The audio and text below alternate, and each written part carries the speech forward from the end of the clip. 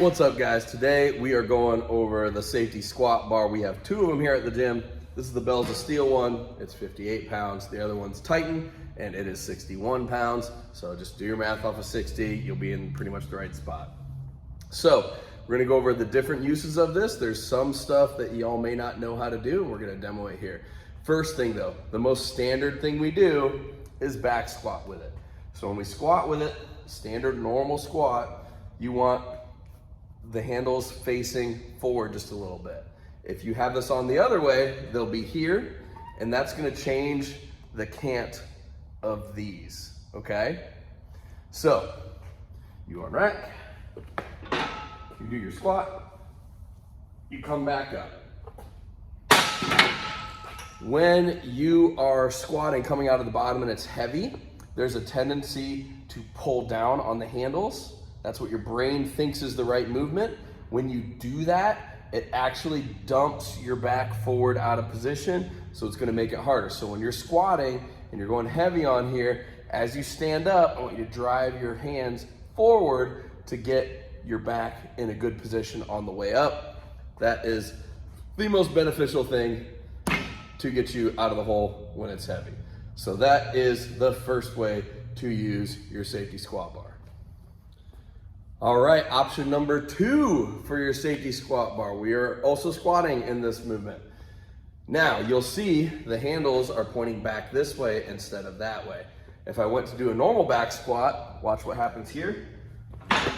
They shoot way forward, and it puts a lot more quad involvement forward. So you can do that. It is a thing. Just know that you're doing it when you do. But this is how I like to set it up for front squatting. So the front squat with this, when we front squat with the barbell in that rack position, some people just don't like how it feels on their wrists, so they'll do this crossover.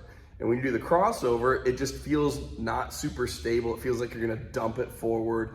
Sometimes it's not back far enough, so it's on like the front of your front delt and it hurts. This lets us get around all of those inconveniences on a front squat. So you go under it, you do the crossover, and you keep it nice and high, and you squat. So it lets you do a front squat without my wrist hurts or my shoulder hurts things, and it'll feel a little more stable. So that's a great option to get more quad involvement and not be a pain in the ass on your wrist when you're front squatting. So the first two that we just showed are the most common ways to use your safety squat bar. If you only ever do those two, you will be well served by a safety squat bar. Now we're gonna get into some other options. This is still a squatting movement, but instead of a front squat, we're gonna do a Zercher squat. So Zercher squats is when you have a barbell in the crook of your elbows and you're squatting like that. It tries to pull you forward a little more.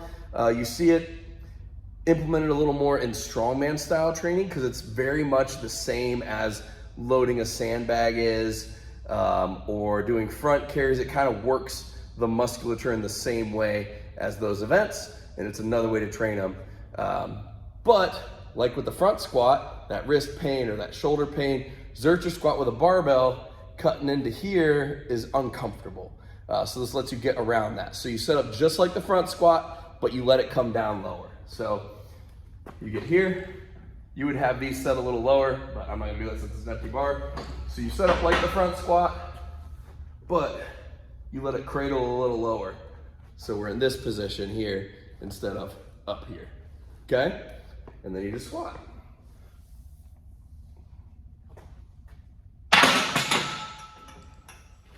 So there you go. That is the third type of squat you can do on the safety squat bar. These handles will actually unscrew. So we're gonna take them all the way out. Put them off to the side. And this Zercher Steel bar in particular has other handles you can use. There's some chain handles out there. It just makes it a little harder. You can't help with your arms as much. All right, the last movement we're gonna mess with on the safety squat bar is gonna be the JM press. This is a bench press accessory. It's kind of like how face pulls go here. It's basically the opposite of a face pull. So instead of a normal bench, we're kind of letting it come back so the bar is kind of near our face and pushing out this way. It's a lot more tricep than normal bench press things, but it's not just tricep like a skull crusher would be.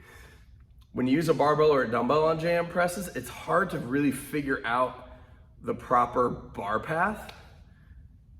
Safety squat bar makes the bar path make a lot more sense. First, you're gonna set it up. You'll notice it's angled this way as opposed to that way, which means it's set up for what we would do for front squat, not the standard squat with the SSB bar.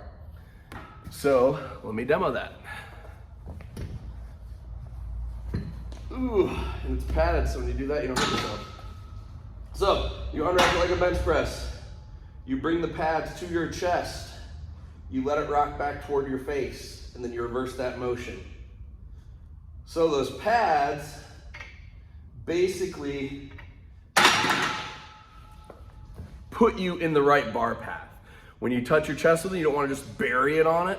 You want to like touch and then drive back, okay? Touch and then drive back. Don't let it slam you. So stay in control on these, and that is kind of the more not standard variation that you can use this bar for, but it's a very useful variation if you're someone that wants to get some big tricep work on your bench press and you cannot for the life of you figure out how to have the right bar path. So there you go. Front squats, normal squats, Zercher squats, JM press, 4 movements for the safety squat bar. Hope that helps you guys out. Definitely if you're around the gym, ask me questions on any of this stuff and I am happy to help. Right, if you guys enjoyed what you got from that video, be sure to like and follow, drop a comment. Let me know what other kind of equipment you want to check out. If you are interested in that safety squat bar that comes with 4 different handles on top of it, I have a link for it in the description below.